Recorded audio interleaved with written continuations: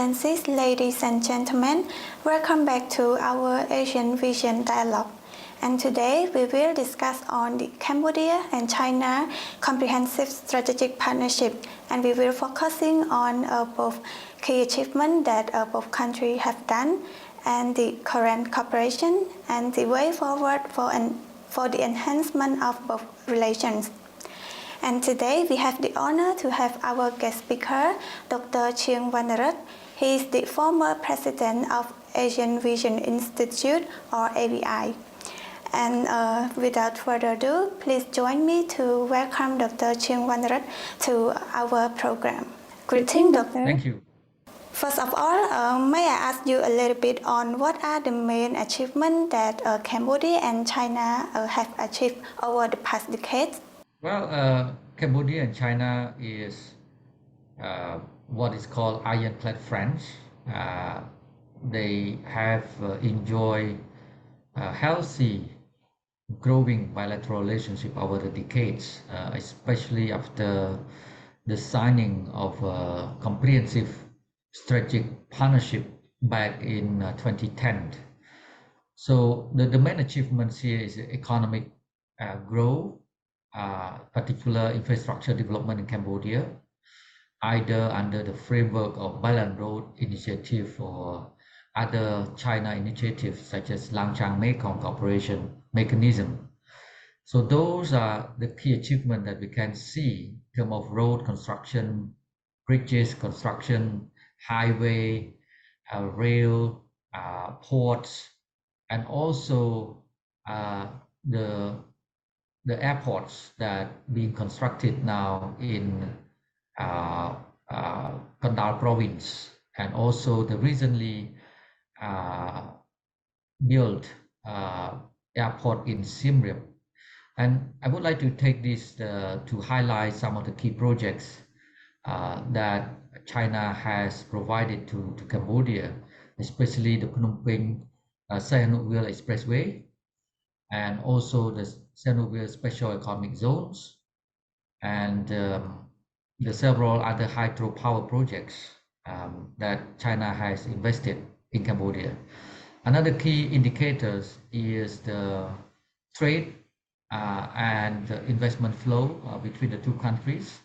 So China has been the largest trading partner of Cambodia, especially when it comes to the export of Cambodia agricultural products over the past few years. You can see the significant increase of Cambodia export to Chinese markets. And of course, the FDI, the foreign direct investment from China to Cambodia. Another is the tourism industry. Of course, the tourist arrival from China have been disrupted by the COVID-19, and now it's just slowly recovering from that. But we hope to see more Chinese tourists to visit Cambodia this year because this is a people exchange year, so we hope to see more Chinese travelers coming to Cambodia. Our cultural cooperation also have been strengthened over the years. People-to-people ties, mutual understanding have been improved quite remarkably. And also cooperation on international issues, such as under the framework of ASEAN-China partnership and other multilateral platforms, including the United Nations. So those are some of the key achievements in the bilateral relationship. Thank you, Doctor, for your insightful briefly explain on the achievement that Cambodia and China have done over the past decade. And as we know that Cambodia and China Comprehensive Strategic Partnership is not only the relations that focusing on both countries, but both countries also work together in order to respond to the global issue as well. Regarding to this, may I know how have both countries been playing its role in order to contribute to the Mekong region development? The Mekong region is one of the most dynamic regions in the world. China has been very active in promoting its engagement in Southeast Asia and the Mekong region.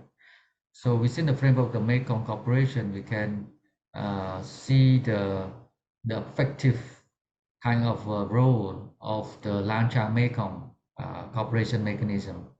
So Cambodia can be a kind of a bridging state in the Mekong, especially through cultural cooperation and of course economic cooperations, because Cambodia, in terms of geostrategic location, have potential to be a bridging state in these regions through culture diplomacy and economic diplomacy. And I think the current administration, current leadership have focused on economic diplomacy, meaning we try to promote international trade, investment, tourism, as well as cultural identity. So these are the endeavors that have been undertaken by the government, and of course it needs to be more kind of energized and vitalized so that Cambodia can seize more opportunity from the engagement of China in the regions. And I would like to stress here that because of this year is a special year, a people-to-people exchange year between the two countries. So taking the opportunity, we should further promote civilizational dialogue because to some extent, civilizational dialogue can promote peace, stability, and also prosperity in the region and the world. So I think it's time for all countries, including Cambodia and China, to work together on promoting this can be called inclusive and harmonious civilizations or unity and diversity based on mutual respect, mutual understanding, mutual trust, and mutual interest. So those are the four principles that the Cambodian government have been advocating for in terms of international relations. The four M's: mutual understanding, mutual respect, mutual trust, and mutual respect, mutual interest. And I think that China and Cambodia relation can further advance this principle. And of course, we need to work together to build a more inclusive, just, and fair kind of multilateral institution and globalizations, uh, especially to strengthen the role of the Global South in order to have a more inclusive globalizations. Thank you, Doctor. And as you mentioned on a people-to-people exchange in 2024, a few months ago during the visit of Samdech Moha Bawatpadai Honmanait to the third Belt and Road Initiative Forum in Beijing. And regarding to this, may you clarify a bit more on its overview? And how will people-to-people exchange play the role to enhance the building of Cambodia-China community of shared future? Well, people is the core of governance. It is the core of foreign policy. So the people-centric, people-centered approach is very important in the formations and implementation of foreign policy. So to win the heart of the people should be the priority of any country's foreign policy. So China now, I think, have been slowly shifting toward winning the heart of the peoples. So in the past, it mainly focused on, let's say, big mega projects, infrastructure, and try to win political support from different countries and try to reach business deals, investment deals, and so on. But now it's also pay significant focus and attention to people diplomacy and people-to-people relations. So that is the right approach, the right move by the Chinese government, because at the end of the day, if you cannot win the heart of the people, you cannot become influential or respected global power. So I think China need to invest more efforts in winning the heart of the people from around the world, from the east to the west, from the global south to the global north. So that should be the mission of China in terms of its global power projections through this soft power approach, winning the heart of the people. And recently, China also announced a small yet smart project.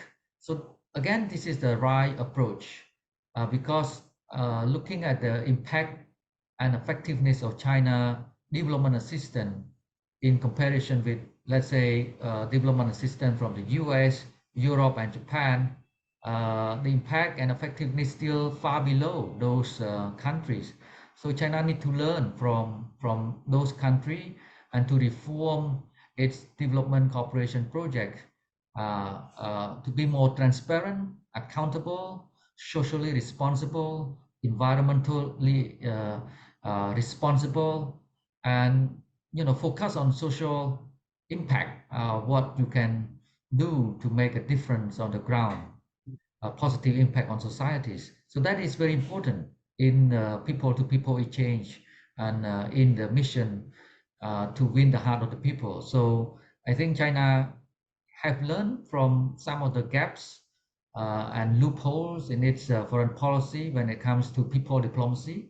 So this is a time, and Cambodia is a experimenting ground for China to launch this kind of people diplomacy in a new era. Because to realize the community of shared future, it's about people interest, to meet people aspiration, and to meet people's dream. So the people dreams here to be the guiding principle of China people diplomacy. So my last question is, may I know from your perspective on how should both countries do in order to enhance its partnership to achieving high quality and common sustainable development in the next decade? It must be a comprehensive, multifaceted, holistic approach, multi-layer approach. So the relationship between states now, between nations now, have become more complex and multidimensional. So in order to sustain and enhance the bilateral relationship, we need to look into different dimensions that affect the lives, livelihoods of the people, because politics and foreign policy are implemented or exercised to serve the interests of the people. So the people here is the core of foreign policy. So here I would like to stress that down the road, Cambodia and China need to invest more on people diplomacy and people-to-people ties. Thank you so much, Dr. Vanarat, for your insightful sharing to our topic of Cambodia-China Comprehensive Strategic Partnership today. So our discussion now has come to an end. Thank you once again, Doctor, for your insightful discussion in our program today. Thank you once again and see you in the next episode. Thank you.